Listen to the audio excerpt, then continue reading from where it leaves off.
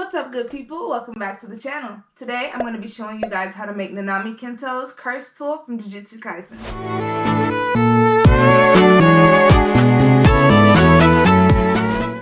So as far as materials for this project, there isn't really too much to it. I just unfolded a cardboard box that I got from Amazon, and I have a wooden dowel that I got from Walmart in a 3-pack. I'm going to link it down below, and that's what I'm going to be using as the handle. I kind of just wrap my hand around the bottom and measure out with Sharpie about where I wanted it to stop. And then I take that flap and just mark the size of that dowel in the middle of the flap, and that's where I'm going to score down with the box cutter in order for me to be able to fold the box in on those lines that I'm cutting.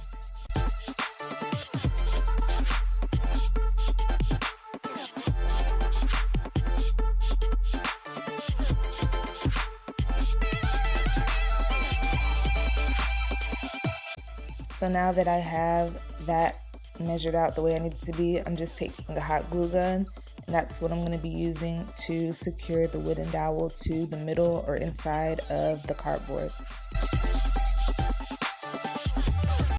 Now the cardboard at the top was way too long for the blade and looked kind of awkward, so that's why I'm just taking that box cutter and cutting it down to size so that the length is more appropriate for the top of the blade.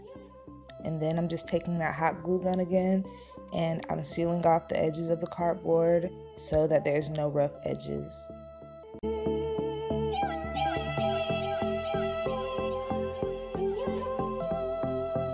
After I do that, I'm gluing both of those sides together to make the sharp point of the blade, and it's pretty simple. After that, you've got your basic shape.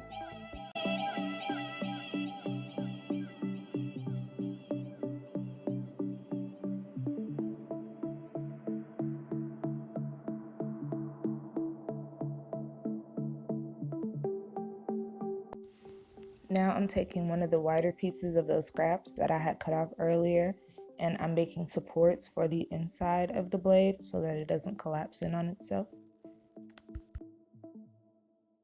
For this, I do 3 pieces on each side, which you'll be able to see a little bit later.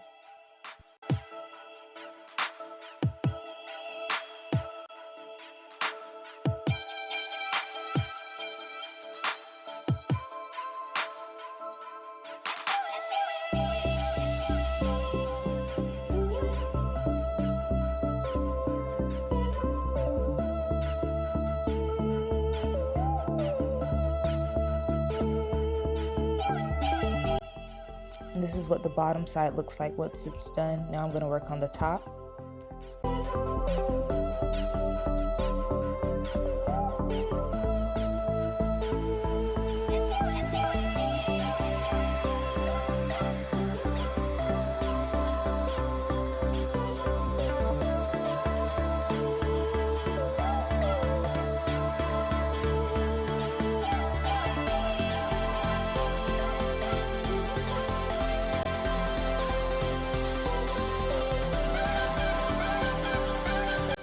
Now I've got both the top and the bottom of those supports done, and I'm going to grab another piece of cardboard, and from there I'm going to trace out the top and bottom of the blade in order to seal up those holes.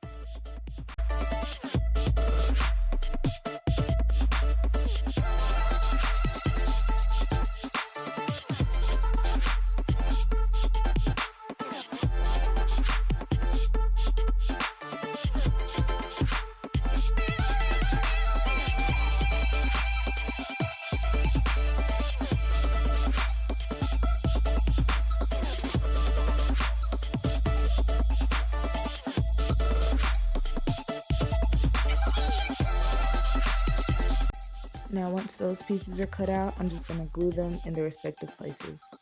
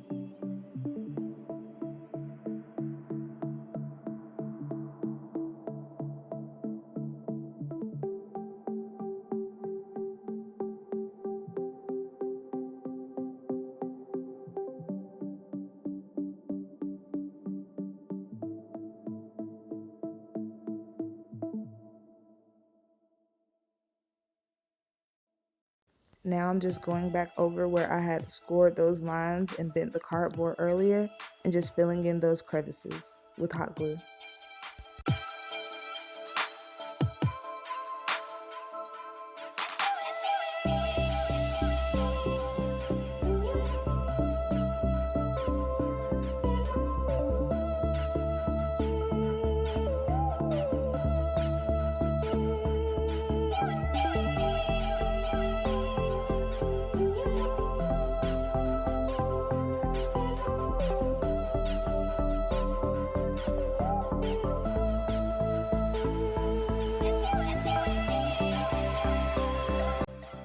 From here, we'll be left with our general shape of the blade, and from there we're going to take some white acrylic paint and just paint the entire outside of that cardboard. The reason we do this is so that once we put that white fabric on top, you won't be able to see any of the brown peeking from underneath.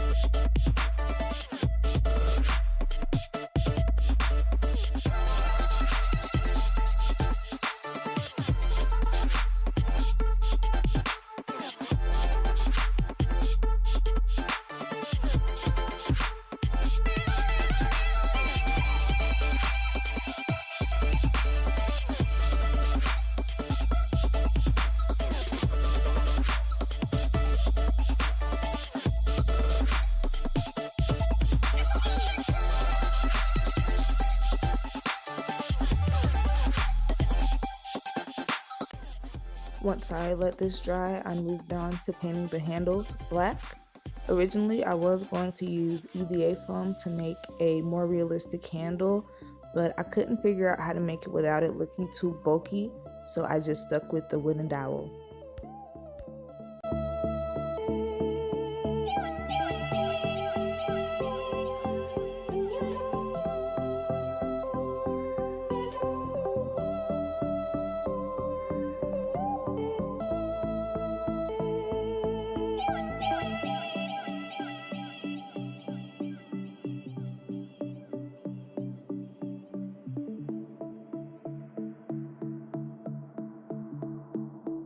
Once I finish painting the handle, I move on to wrapping the fabric around the blade.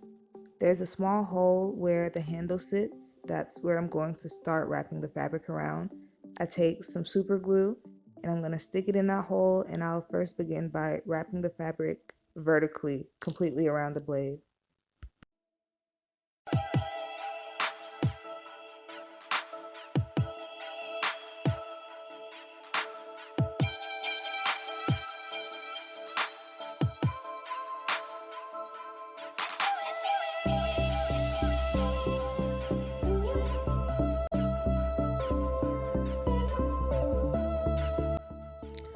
Here you will see me using Gorilla Glue in order to glue those pieces of fabric onto the cardboard. I do not recommend doing this, especially because my fabric was so thin. You were able to see the color of the Gorilla Glue peeking from underneath the fabric. So that's why here I switched to using a hot glue gun. So once you're gluing this onto your cardboard, especially if your fabric is thin, I definitely recommend you use either a clear super glue or clear hot glue gun.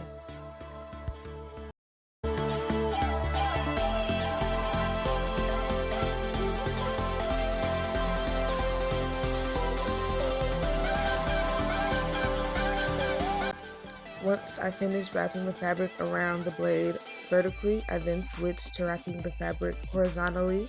I first secured the fabric towards the bottom around the handle and then began wrapping upwards up to the top of the blade.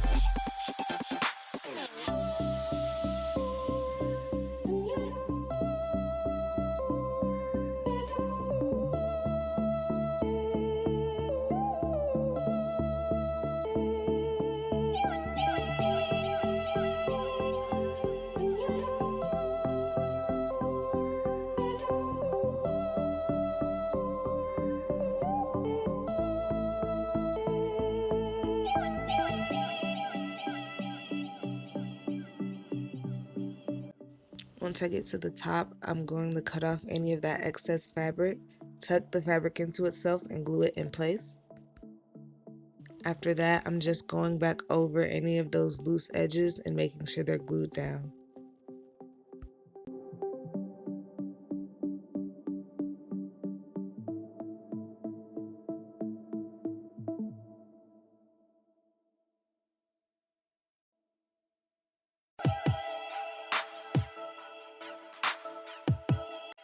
This is what the blade looks like after it is completely wrapped, but before painting.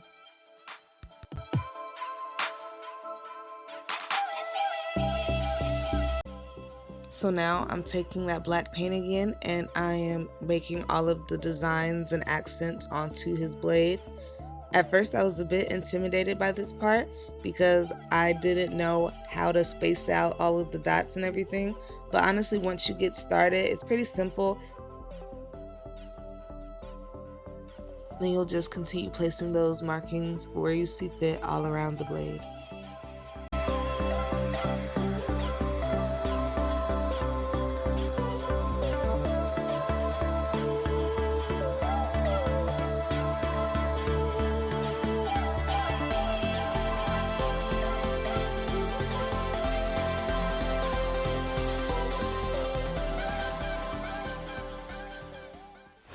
So you guys, I am officially finished making Nanami's curse tool. Here is a close-up of what it looks like. I'm pretty happy with it. And I hope you can find this video helpful. It is not the most accurate thing ever. I kind of just eyeballed it. But I'm going to drop all of the materials that I used down in the description. So feel free to look down there if you want to get everything you need. And yeah, so I'll look forward to seeing you guys in the next video. I think I'm going to end up making Nanami's goggles. So keep an eye out for that, and I'll see y'all next time. Bye.